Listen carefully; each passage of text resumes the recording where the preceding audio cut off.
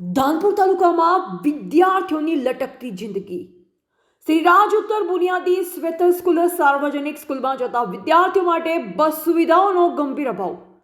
ધાનપુર તાલુકાના આદિવાસી અને પછાત વિસ્તારના વિદ્યાર્થીઓ રોજબરોજ જીવના જોખમે સ્કૂલ જવા મજબૂર બન્યા છે.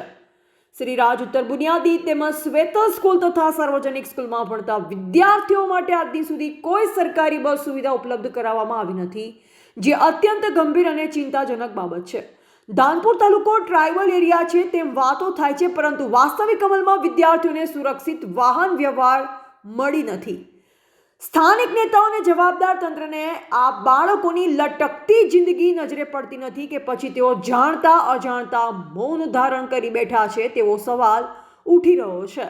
ગુજરાત સરકાર દ્વારા બિરસા મુંડા બસ યોજના અંતર્ગત બસો મૂકવાની જાહેરાતો કરવામાં આવી હતી, પરંતુ દેવગઢ બારિયા ડેપોના વિસ્તારમાં આજ દિન સુધી એક પણ બસ ધાનપુર માટે ફાળવવામાં આવી નથી.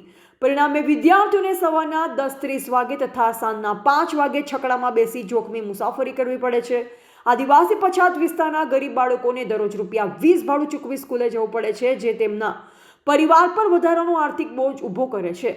શિયાળાની ઠંડીના સમયમાં ઘણીવાર બાળકો સાંજે 7 વાગ્યા પછી જ ઘરે પહોંચે છે, જે તેમની સલામતી માટે ગંભીર ખતરો ઊભો કરે છે. હવે પ્રશ્ન એ છે, શું વિદ્યાર્થીઓનું જીવન નેતાઓ અને તંત્ર માટે મૂલ્યહીન બની ગયું છે?